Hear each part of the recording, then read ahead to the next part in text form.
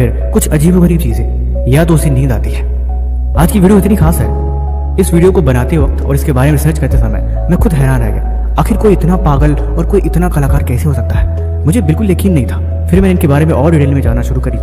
मुझे यकीन हो गया कि इनके बारे में आपको जरूर बतानी चाहिए और हर हाल में इनके बारे में आपको पता होना ही चाहिए। कैसर अगर मैं कहूँ, आज से करीब लगभग 500 साल पहले एक ऐसा जुनूनी इंसान था जो किसी पागल से कम नहीं था। उसकी कहानियां, उससे कारनामे दूर दूर तक फैले हुए थे। वो एक बगुले की चाल को ऑब्जर्व करने के लिए दिन भर कीचड़ में खड़ा रहता, कब्र से खोद के मुर्दों को निकाल लेता और इंसानी स्ट्रक्चर बनाता। आज करीब 500 साल पहले उसने इतनी चीजें खोज डाली जो शायद आज भी उतनी संभव नहीं है। उस जमाने में इंसान की ह्यूमन स्ट्रक्चर ऐसे कागज पे बना दिया करता जो बिल्कुल आज हूबहू दिखती। अल्ट्रासाउंड, एक माँ के गर्भ में बच्चे की फोटो बिल्कुल ऐसे कागज पे बना देना जैसे किसी ने अल्ट्रासाउंड या किसी मशीन की मदद से उसकी फोटो बनाई है। फ्लाइंग मशीन, हेलीकॉप्टर जैसा ऐसा डिजाइन जो बिल्कुल कॉम्प्लेक्स है, आज की तरह बिल्कुल फिट बैठता है। और इस तरह की चीजें बना पाना ये एक नॉर्मल इंसान की बस की बात नहीं है। इतना फोकस कि जो काम करे उस काम में बिल्कुल खो जाए। इंसान का हार्ट बिल्कुल इसके चारों चेंबर को हूबहू उस समय बना देना जिस समय ये सारी चीजें देखने के लिए भी संभव नहीं हो पाती।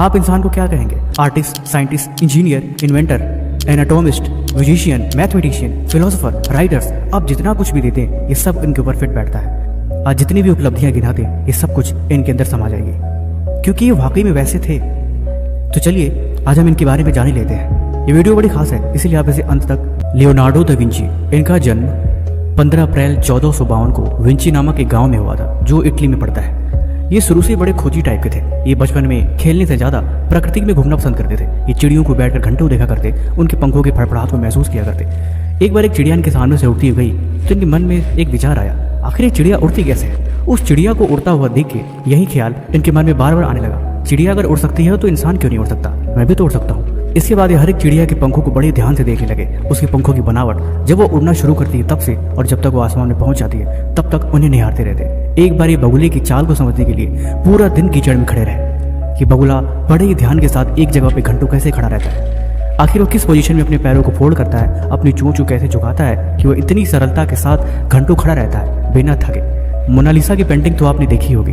ये वर्ल्ड फेमस पेंटिंग इन्होंने ही बनाया था जो आज भी रहस्य बनी हुई है, जो आज तक नहीं सुलझी। मैंने बताया कि ये कलाकार थे, इनको पेंटिंग्स बनाने का बहुत शौक था, लेकिन पेंटिंग्स आम नहीं थी। उस पेंटिंग में कुछ खास होता था। मैंने वीडियो की शुरुआत में बताया, इन्होंने human anatomy, human body structure, heart का डायग्राम, पूरे शरीर का डायग्राम ये ऐसे बनाते थे जैसे आज आप बिल्कुल देखते हैं। जब इन्हें ह्यूमन बॉडी का स्ट्रक्चर बनाना था तो थोड़े कंफ्यूज हो गए, लेकिन इंसान के अंदर के शरीर को बनाने के लिए इन्हें प्रैक्टिकल रूप से कुछ देखना था। लेकिन ये जीते जी किसी इंसान को चीर के अंदर तो नहीं देख सकते थे। इस वजह से ये रात के अंधेरे में कब्रिस्तान में पहुंचे और एक गड़े हुए मुर्दे को खोद कर उसे बाहर निकाले, उसके शरीर का डाइसेक्शन करके उसका डायग्राम बनाया। इसे पागलपन और जुनून नहीं तो क्या कहेंगे? ये सारी चीजें सुनने में बड़ी वाहियात लगती है, लेकिन आप कल्पना कर सकते हो उस माइंड का स्टेट, आप समझ सकते हैं कि वो किस तरह से चीजों को सोचता होगा, किस तरह से चीजों के बारे में विचार करता होगा। क्या ख्यालात रहते होंगे कि एक जमीन में गड़े मुर्दे को बाहर निकाल कर फिर उसका डाइसेक्शन करके उसका डायग्राम बनाना, ये चीजें आम बात नहीं है। इंजीनियरिंग में भी इन्होंने बड़े कमाल के डिजाइन बनाए, हेलीकॉप्टर के डिजाइन, प्रारंभिक डिजाइन, हाइड्रोकुलिस, गियर और सिस्टम। ये सारी चीजें इतनी कॉम्प्लेक्स होती थी, लेकिन इनकी भी बारीकी से ऐसे बना दिए जो आज बिल्कुल उसी के ऊपर हूबहू चीजें बनती है। अब आपके मन में एक ख्याल जरूर आया होगा, आखिर ये कलाकारी थे ना, तो सिर्फ चित्र बनाने से क्या होता है? इनके बनाए हुए वही 500 साल पुराने चित्र जिनके ऊपर आज रिसर्च करी जाती है और आज की साइंस से बिल्कुल मैच खाती है। आखिर ये चीजें 500 साल पहले कैसे संभव थी? इन्होंने ह्यूमन हार्ट के 4 चेंबर को बिल्कुल डिटेल में ऐसे बनाया। इसके अलावा एस्ट्रोनॉमी, बॉटनी, जूलॉजी, म्यूजिक, ये बेड़ा बहुत अच्छे हो जाते थे। मैथमेटिशियन गणित के जटिल से जटिल सवालों को ऐसे सॉल्व कर देते थे जैसे कि वो बिल्कुल चुटकियों का खेल हो। आर्किटेक्चरी, सिटी प्लानिंग, एक शहर की भी योजना इनके दिमाग में थी। बात ये थी कि उन दिनों में चीजें ज्यादा फैसिलिटी में अवेलेबल नहीं थी, इस वजह से उन पे इम्प्लीमेंट करना या फिर उन्हें प्रैक्टिकल रूप से कर पाना असंभव था। इस वजह से ये ख्याल दिमाग में ही फंस रह गया और उन पे ज्यादा काम नहीं हो पाया। ये आने वाले युगों के कल्पनाएं करते थे। उन्होंने human fight, artificial wing, submarine, इन सब की खोज ये 400 साल पहले कर चुके थे। दिमाग इतना तेज था, ये जो कुछ भी लिखते उसकी राइटिंग को उल्टा कर देते थे, यानी कोई उनकी लिखावट को चुरा न ले, उनकी खोज को कोई पढ़ न ले। ये चीजें आम बात है। अगर आपको कुछ लिखना है और आप उसे उल्टा लिखे, यानी उस शब्दों को हेर फेर ऐसे करें, आगे वाले शब्द को पीछे, पीछे वाले शब्द को आगे, और फिर उसको मिरर की तरह अपोजिट साइड में लिखना, ये आम बात नहीं है। इनके जितने भी डायग्राम थे, ये ज्यादातर डायग्राम को 3D में बनाया करते थे। सोचिए उस टाइम पे 3D में चीजों को आर्ट में बनाना। और सबसे मजेदार बात ही है, इन्होंने कभी भी स्कूली शिक्षा नहीं ग्रहण करी और ना ही कभी अपने जीवन में स्कूल गए। अब इनकी हम कुछ जो इनकी प्रमुख बातें हैं उन पे हम नजर डालते हैं। नंबर 1, सीखना कभी भी मन को नहीं थकाता। जिस इंसान का मन सीखने के लिए हमेशा तत्पर होता है वो इंसान कभी भी थकता नहीं है। उसके अंदर हमेशा से जुनून रहेगा और वो हमेशा एनर्जी से फुलफिल रहेगा। आप जितना सीखते जाएंगे आप उतना उसमें रुचि रखते जाएंगे और यही रुचि उसमें और काम करने की आपको हिम्मत देगी और आप बिना रुके बिना थके उस काम को तब तक करते रहेंगे जब तक ये काम पूरा नहीं हो जाता। ये शायद पागलपन लग सकता है लेकिन हकीकत में खोज ऐसे ही होती है जब दिमाग वाकई किसी चीज के बारे में गहन अध्ययन करता है। और सबसे मजे की बात, अगर आपको उसमें दिलचस्पी हो फिर आपको कोई भी उस चीज को जीतने से रोक नहीं सकता। आप यकीनन देर से सही लेकिन उसमें सफलता को पाएंगे। नंबर 2, कला कभी भी किसी की पूरी नहीं होती, बस छोड़ दी जाती है। ये कहते हैं कि इस दुनिया की सबसे कॉम्प्लेक्स चीजों में से है आर्ट। आर्ट हर फील्ड में हो, चाहे वो म्यूजिक हो, सिंगिंग हो, डांसिंग हो, चाहे वो कुछ भी हो, ये जितनी भी चीजें आर्ट ही हैं वो इस दुनिया में कभी पूरी नहीं हो सकती। आप उनमें जितना उन्नति करें, उसमें आप जितना निखार करें, उसे आप जितना बेहतर बनाएं, वो उतना ही कम है। इनको कभी पूरा करना संभव हो ही नहीं पाएगा क्योंकि यकीनन कला की कोई आखिरी सीमा नहीं होती। आप इनमें जितना बेहतर करते जाएंगे उसके लिए वो उतना ही कम होगा। कला के आखिरी छोर तक पहुंचना लगभग असंभव ही है। नंबर 3, इंसान का सबसे बड़ा धोखा उसकी अपनी डिसीजंस होते हैं। ये कहते हैं हकीकत में जब इंसान कोई फैसला लेता है तब वो फैसला उस वक्त के आधार पे होता है, लेकिन कभी भी कोई फैसला पूरी जिंदगी या हमेशा के लिए नहीं हो सकता। समय के साथ हर फैसला को बदलना पड़ता है। अगर आप कोई डिसीजन ले और उस पर बिल्कुल ही कट्टर बन जाए, आप सोचिए कि मैं उस फैसले को कभी नहीं बदलूंगा, तो यकीनन आप खुद से झूठ बोल रहे हैं और आप खुद को बहला रहे हैं क्योंकि समय के साथ आप खुद देखेंगे कि आपने जो फैसला लिया है अब उसे बदलना आवश्यक है। अगर आप ऐसा नहीं कर पाते हैं तो आप समय के साथ या समय के बहाव में कभी नहीं बह पाएंगे। समय के साथ आपको बदलना पड़ता है और जो वक्त के साथ नहीं बदलते वो कहीं ना कहीं पीछे रह जाते हैं। एक ऐसा व्यक्ति जो दिन भर अपनी किताबों में लगा रहता था, जिसे बाहर की दुनिया से कोई खास लेना देना नहीं था। वो ना ही किसी से ज़्यादा मिलता जुलता और ना ही किसी से फालतू की बातें करता, और जब भी कोई उसे मिलने के लिए आता तो उनके साथ भी अजीबोगरीब बर्ताव करता, जिसे सामने वाला या तो उसे समझ के ज्ञानी बन जाता या उससे परेशान होकर उससे बात करना छोड़ के वहाँ से भाग जाता। मैं यहाँ पर कुछ अलग नहीं बता रहा, मैं बस आपको कुछ समझाना चाहता हूँ जो शायद आपके काम के है और जो आपकी ज़िंदगी बदल सकता है। मैं बात कर रहा हूँ ताओज़म के फाउंडर और चीन का एक महान फिलोसोफर लाओज़ू के बारे में। आप गूगल करके देख लेना। लाओज़ू बड़े ही शांत, विचारशील और एक अलग किस्म के प्राणी थे। इन्हें अकेले रहना पसंद था। बताया जाता है कि अकेले जंगल में एक कमरा बनाया था और उसमें बहुत सारी किताबें लिखा करते थे और किताबों में प्रकृति के बारे में, शांत रहने के बारे में, जीवन के बारे में और तरह तरह अजीबोगरीब चीज़ें जो उसमें मानी जाती थी उन चीज़ों के बारे में लिखा करते थे। कोई भी उनसे मिलने आता तो उससे मिलते ही नहीं थे या कुछ ऐसी हरकतें करते कि सामने वाला परेशान होकर भाग जाना था। ये बातें सही हैं गलत मुझे नहीं पता, लेकिन जहाँ तक कुछ चीज़ें जो हमें सबक सिखाए, हमारे मार्गदर्शन करे, इतना ही काफ़ी है। बताया जाता है कि उस समय में वहाँ पे एक राजा था। राजा को लाओज़ू के बारे में पता लगा कि लाओज़ू बड़े ही शांत और विचारशील प्राणी है। उस समय पूरे चीन में उनके जैसा कोई न था। उनकी एक अलग प्रतिभा थी, उनकी एक अलग पहचान थी। इस वजह से राजा ने भी निश्चय किया कि वो उनसे मिलेगा। वो उनसे मिलने के लिए निकल पड़ा। उसने सोचा आखिर कोई इतना विद्वान, इतना ज्ञानी और इतना विचारशील मेरे राज्य में कैसे हो सकता है और जिससे मैं पहले कभी नहीं मिला। राजा उसे मिलने के लिए हाथी घोड़ों पर निकल पड़ा, लेकिन जब उसके आश्रम में पहुंचा तो वहां पे दूर दूर तक कुछ नहीं था। एक टूटी फूटी झोपड़ी, खूब सारे पौधे और उन पौधों में एक पागल माली जो शक्ल से बहुत गंदा और अजीबोगरीब कपड़े पहने हुए थे वो दिखाई दिया। उसने उससे पूछा, लाओज़ू कहाँ है, मुझे उससे मिलना है। उस माली ने जवाब दिया, लाओज़ू शायद किसी काम से बाहर गए हुए हैं, आप अंदर बैठिए, मैं थोड़ी देर में उन्हें बुला के लाता हूँ। राजा ने सोचा कि कुटिया के अंदर जरूर कोई विशेष चीज़ होगी, शायद किताबें, स्याही या कुछ और चीज़ें, जिससे ये पता लगे कि आखिर ये ज्ञान आ कहाँ से रहा है। थोड़ी देर बाद एक आदमी कुटिया के अंदर गया और महाराज से बोला, महाराज बताइए क्या आ गया है। राजा बिल्कुल हैरान। राजा आश्चर्यचकित होकर उस इंसान को देखने लगे। दरअसल वो कोई इंसान नहीं था, वो वही माली था। माली ने बताइए महाराज, मैं ही लाओज़ू हूँ, बताइए मेरे से क्या काम है। राजा ने आश्चर्यचकित होकर बोला, अगर तुम माली हो तो तुमने वहीं पर जवाब क्यों नहीं दिया।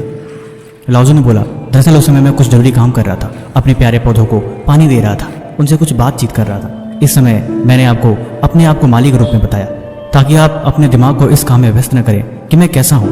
लोग मेरी इतनी तारीफ कर रहे हैं और मैं यहाँ पे फूलों में पानी और खेतों में सिंचाई कर रहा हूँ। राजा ने बोले, मैंने जैसा तुम्हारे बारे में सुना था वैसा देख के बिल्कुल नहीं लगता। न तो तुम्हारे पास कोई आत्मज्ञान की अनुभूति हो रही है और न ही तुम्हारे पास कोई किताबें हैं और न ही कोई साधन है। तुम्हारा झोपड़ी भी बिल्कुल वीरान और खंडहर सी है। तुम किस तरह से एक आत्मज्ञानी हो, लेकिन तुम जो भी हो तुम बड़े शांत प्रतीत होते हो। इसके पीछे क्या रहस्य है, वो कहानी मुझे बताओ। लाओज़ू ने बोला, कहानी कोई भी नहीं है महाराज, सिर्फ इतनी सी है कि मन की शांति, मन की सुंदरता, बाहर की दुनिया से कोई खास असर नहीं पड़ता। ये जो कुछ भी है सब अंदर है।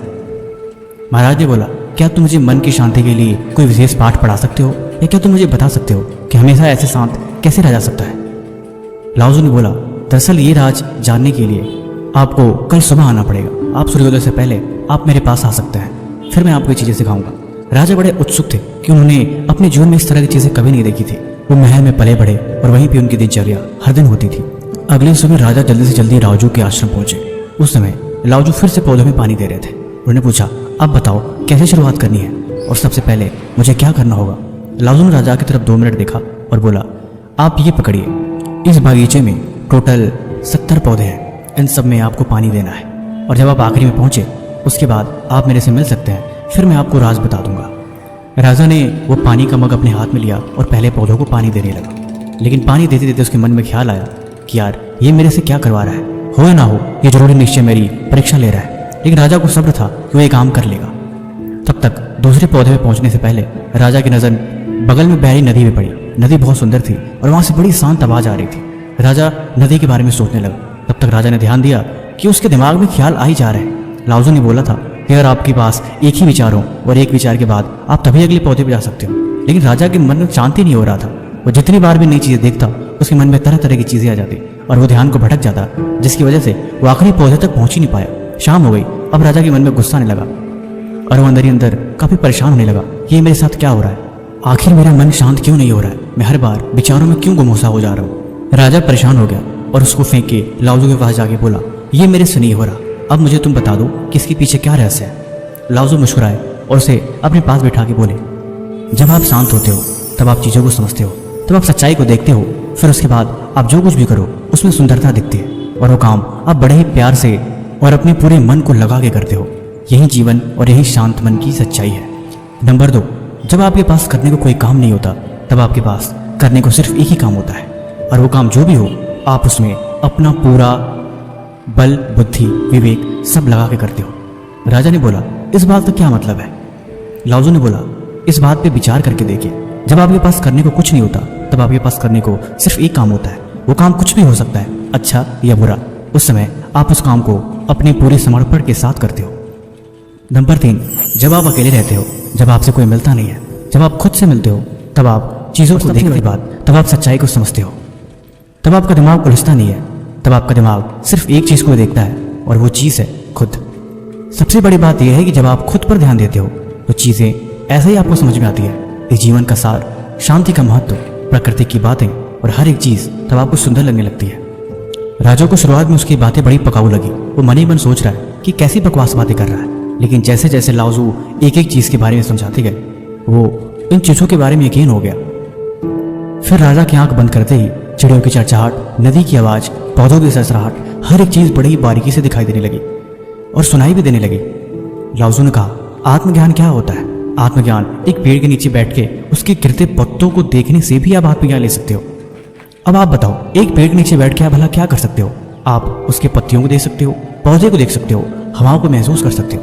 लेकिन अगर आपका मन शांत है और आप चीज़ों को समझ रहे हो, फिर अगर पेड़ से एक पत्ता भी नीचे गिरा तो उसमें भी आप आत्मज्ञान का समर्पण देख सकते हो और वो चीज़ आपको बड़ी ही बारीकी समझ में आएगी। बाकी वीडियो आपको कैसी लगी आप हमें कमेंट बॉक्स में जरूर बताएं। और आप लाओजू के बारे में अगर पहले सुने थे तो आप सिर्फ कमेंट में यस लिखते हैं।